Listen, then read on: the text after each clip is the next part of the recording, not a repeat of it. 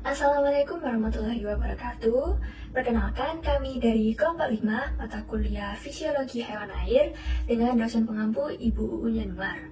Pada kesempatan ini, kami ingin mempresentasikan hasil diskusi kelompok kami yang membahas tentang pencernaan pada ikan. Di sini kita akan membahas mulai alat pencernaan, kelenjar pencernaan, mekanisme pencernaan, hingga mekanisme penyerapan. Adapun kelompok kami yang terdiri dari Muhammad Rayhan Agnia Latif, Hana Nuralia Pramestianto, Konita Imania Fitroya, dan Muhammad Rafi Al-Fauzan. Untuk materi yang pertama yaitu ada alat pencernaan.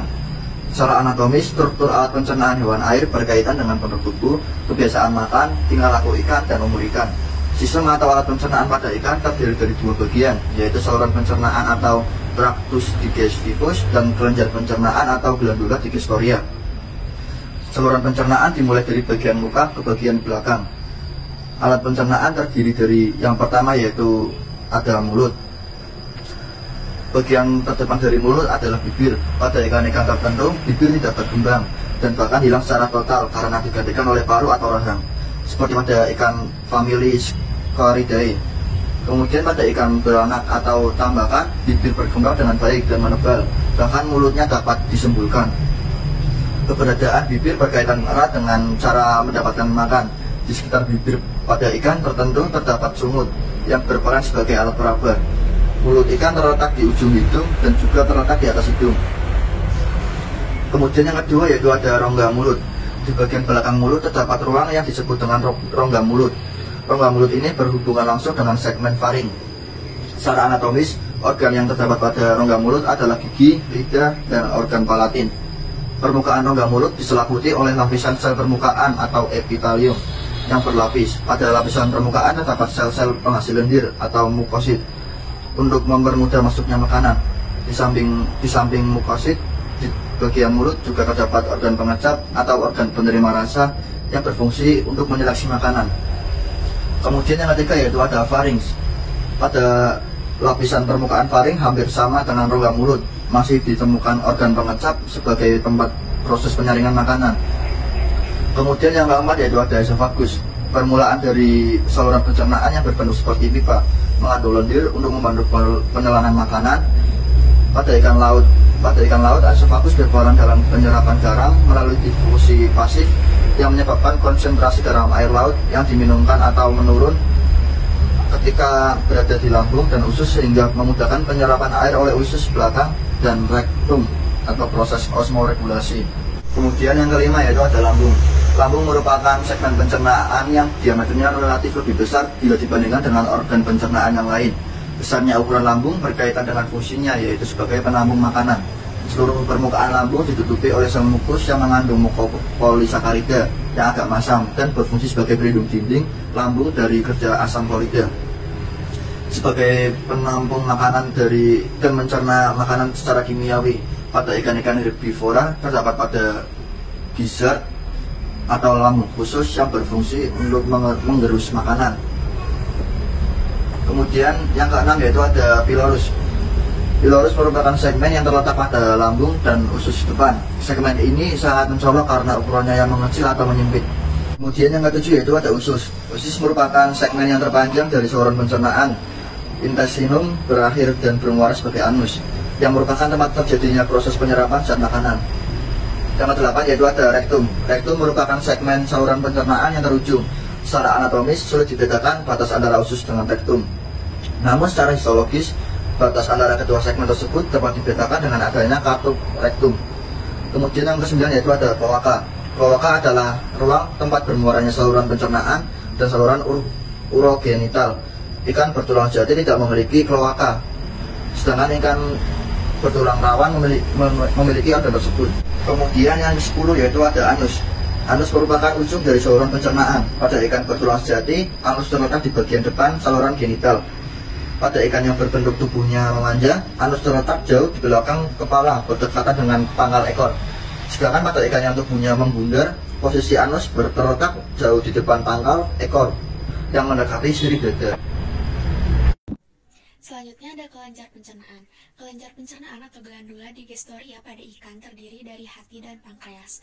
Kelenjar pencernaan berfungsi untuk menghasilkan enzim pencernaan yang akan membantu dalam proses pencernaan makanan. Kelenjar pencernaan berguna untuk menghasilkan enzim pencernaan yang nantinya akan bertugas membantu proses penghancuran makanan. Enzim pencernaan yang dihasilkan oleh ikan buas juga berbeda dengan ikan vegetaris. Pada ikan buas umumnya menghasilkan enzim-enzim pemecah protein, sedangkan ikan vegetaris menghasilkan enzim-enzim pemecah karbohidrat. Di samping itu, saluran pencernaannya yaitu lambung dan usus berfungsi sebagai kelenjar pencernaan. Kelenjar pencernaan terbagi menjadi dua. Yang pertama ada hati. Hati merupakan organ yang penting untuk mengekspresikan bahan untuk proses pencernaan. Organ ini umumnya merupakan suatu kelenjar yang sepasang dan berwarna merah kecoklatan. Posisi hati terletak pada rongga tubuh di bagian bawah, di belakang jantung, dan di sekitar usus depan. Di sekitar hati terdapat organ berbentuk kantong kecil, bulat, oval, atau memanjang dan berwarna hijau kebiruan. Organ ini dinamakan kantung empedu, yang fungsinya untuk menampung cairan empedu yang diekskresikan oleh organ hati. Secara umum, hati berfungsi sebagai tempat metabolisme karbohidrat, lemak, dan protein, serta tempat memproduksi cairan empedu. Ikan-ikan mempunyai variasi dalam jumlah lemak yang disimpan di dalam hati. Pada Pleuronectiformes dan Geridae, lemak terutama disimpan di dalam hati. Sedangkan pada Scombridae dan Clupeidae, lemak lebih banyak disimpan di dalam otot. Selain lemak, hati ikan juga menyimpan vitamin A dan vitamin D. Lalu selanjutnya ada pankreas. Pankreas sebagai kelenjar pencernaan pada ikan berfungsi menghasilkan enzim pencernaan yang membantu dalam proses pencernaan. Pankreas memiliki dua tipe sel, yaitu sel eksokrin yang menghasilkan enzim pencernaan, yaitu yang pertama ada enzim protease. Enzim protease ini merupakan enzim yang berfungsi untuk menghidrolisis ikatan peptida pada protein menjadi oligopeptida dan asam amino. Lalu ada enzim amilase. Enzim amilase diproduksi di kelenjar liur, pankreas, dan usus halus. Enzim ini berfungsi untuk memecah zat pati atau karbohidrat menjadi gula atau glukosa. Lalu ada enzim lipase. Enzim lipase ini dapat memecah ikatan ester pada lemak sehingga menjadi asam lemak dan gliserol. Dan yang terakhir ada sel endokrin. Sel endokrin ini menghasilkan hormon yang berhubungan dengan kapiler darah. Pankreas juga berfungsi untuk mengekskresikan enzim dan bikarbonat yang berperan dalam pencernaan makanan serta menghasilkan hormon insulin. Letak pankreas berdekatan dengan usus depan sebab saluran pankreatik bermuara ke usus depan. Saluran pankreatik itu merupakan saluran-saluran kecil yang bergabung satu sama lain dan pada akhirnya akan terbentuk saluran yang keluar dari pankreas menuju usus depan. Selanjutnya kita akan mempelajari tentang mekanisme pencernaan. Pencernaan dibagi menjadi dua, yaitu pencernaan secara fisik mekanik dan kimiawi. Pencernaan secara fisik dan mekanik dimulai di bagian rongga mulut, yaitu dengan berperannya gigi pada proses pemotongan dan penggerusan makanan. Pencernaan secara mekanik ini juga berlangsung di segmen lambung dan usus, yaitu melalui gerakan-gerakan atau kontraksi otot pada segmen tersebut. Pencernaan secara mekanik di segmen lambung dan usus terjadi lebih efektif oleh karena adanya peran cairan digestif. Pada ikan, pencernaan secara kimiawi dimulai di bagian lambung. Hal ini dikarenakan cairan digestif yang berperan dalam proses pencernaan secara kimiawi mulai dihasilkan di segmen tersebut, yaitu disekresikan oleh kelenjar lambung. Pencernaan ini selanjutnya disempurnakan oleh segmen usus. Cairan digestif yang berperan pada proses pencernaan di segmen usus berasal dari hati, pankreas, dan dinding usus itu sendiri. Kombinasi antara aksi fisik dan kimiawi inilah yang menyebabkan perubahan makanan dari yang asalnya bersifat kompleks menjadi senyawa sederhana atau yang asalnya berpartikel makro menjadi partikel mikro. Bentuk partikel mikro inilah makanan tersebut di zat terlarut yang memungkinkan dapat diserap oleh dinding usus yang selanjutnya diedarkan ke seluruh tubuh. Adapun mekanisme pencernaan terdiri dari beberapa tahap. Yang pertama, sebelum makanan disambar dan ditelan, terlebih dahulu telah menimbulkan rangsangan berupa nafsu untuk makan yang dirangsang melalui penglihatan, bau, dan rawan.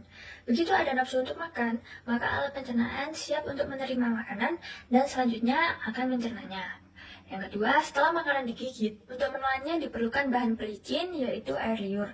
Selain mengandung enzim petialin, air liur juga mengandung senyawa penyangga derajat keasaman atau buffer yang berguna untuk memecah terjadinya penurunan pH agar proses pencernaan dapat berjalan normal. Yang ketiga, apabila makanan telah masuk ke dalam saluran pencernaan, maka dinding saluran pencernaan akan terangsang untuk menghasilkan hormon gastrin. Hormon ini akan memacu pengeluaran asam klorida atau HCl dan pepsinogen. HCl akan mengubah pepsinogen menjadi pepsin yang merupakan enzim pencernaan aktif, yaitu sebagai pemecah protein menjadi pepton atau polipeptida. Apabila makanannya banyak mengandung lemak, maka akan dihasilkan juga hormon entergastron. Yang keempat, di dalam usus makanan itu sendiri akan merangsang keluarnya hormon kolsistokinin. Hormon ini kemudian akan memacu keluarnya getah empedu dari hati. Getah empedu itu sebenarnya dibuat dari sel-sel darah merah yang telah rusak di dalam hati. Pengeluaran getah empedu tersebut melalui pembuluh hepatikus yang kemudian ditampung di dalam kantung empedu. Fungsi getah empedu tersebut adalah memperhalus butiran-butiran lemak menjadi emulsi sehingga mudah larut dalam air dan diserap oleh usus. Yang kelima, dinding usus juga mengeluarkan hormon sekretin dan pankreasinin. Sekretin akan memacu pengeluaran getah empedu dan pankreas. Getah pankreas ini mengandung enzim amilase, lipase, dan protase. Sedangkan hormon pankreasinin menyebabkan rangsangan untuk mempertinggi proteksi getah pankreas. Yang keenam, enzim amilase akan memecah karbohidrat menjadi glukosa. Enzim lipase memecah lemak menjadi asam lemak dan gliserol, sedangkan protase memecah protein menjadi asam amino. Ketiga enzim tersebut dapat mencapai puncak keaktifan apabila kadar protein dalam makanan antara 40 hingga 60%. Apabila kadar proteinnya berubah, maka untuk selanjutnya ada mekanisme penyerapan. Yang pertama ada dinding sel. Sel yang berperan dalam penyerapan nutrien adalah eritrosit. Sel tersebut memiliki ciri khas yaitu adanya mikrofili pada bagian permukaan yang dengan rongga usus. Yang kedua ada difusi. Difusi ini merupakan pergerakan molekul dari wilayah yang berkonsentrasi tinggi ke wilayah yang berkonsentrasi rendah. Difusi dapat juga melalui bantuan media transport. Yang ketiga ada osmose. Merupakan proses pergerakan air dari media lalu berkonsentrasi tinggi melalui membran semi-permeable. Yang keempat ada endositosis, jadi proses masuknya suatu bahan ke dalam sel melalui membran sel yang dicirikan dengan terbentuknya lekukan pada permukaan sel kemudian diikuti dengan pembentukan semacam kantung yang di dalamnya ini terdapat bahan yang akan diangkut. Yang terakhir ada transport aktif, yaitu pengangkutan nutrien yang terkandung energi. Jadi energi ini diperlukan untuk mempertahankan konsentrasi ion yang jauh dari keadaan. Selanjutnya ada kesimpulan. Jadi sistem pencernaan ini merupakan serangkaian jaringan organ yang memiliki fungsi untuk mencerna makanan. Sistem pencernaan pada hewan air ini meliputi alat pencernaan yang terdiri dari mulut, rongga mulut, faring, esofagus, lambung, pilorus, usus, rektum, kloaka, dan anus. Lalu pada kelenjar pencernaan terdiri dari hati yang berfungsi sebagai tempat metabolisme karbohidrat, lemak, dan protein, serta tempat memproduksi cairan empedu, dan pankreas yang berfungsi untuk mengekskresikan enzim dan bikarbonat yang berperan dalam pencernaan makanan, serta menghasilkan hormon insulin. Mekanisme pencernaan pada ikan secara fisik dan mekanik dimulai dari bagian rongga mulut, yaitu dengan berperannya gigi pada proses pemotongan dan penggerusan makanan. Pencernaan secara mekanik ini juga berlangsung di segmen lambung dan usus, yaitu melalui gerakan-gerakan kontraksi otot pada segmen tersebut. Pencernaan secara mekanik ini di segmen lambung dan usus terjadi lebih efektif karena adanya peran cairan digestif. Selanjutnya pada mekanisme penyerapan terdiri dari dinding sel yang berperan dalam penyerapan nutrien adalah enterosit. Yang kedua difusi, yaitu pergerakan molekul dari wilayah yang berkonsentrasi tinggi ke wilayah yang berkonsentrasi rendah. Yang ketiga itu osmose, yaitu proses pergerakan air dari media lalu berkonsentrasi tinggi melalui membran semi-permeable. Yang keempat itu endositosis, yaitu proses masuknya suatu bahan ke dalam sel melalui membran sel, dan yang terakhir transport aktif untuk mengangkut nutrien yang terkandung energi. Sekian dari kelompok kami, semoga membantu teman-teman dalam memahami sistem pencernaan hewan air. Terima kasih, mohon maaf bila ada kekurangan. Wassalamualaikum warahmatullahi wabarakatuh.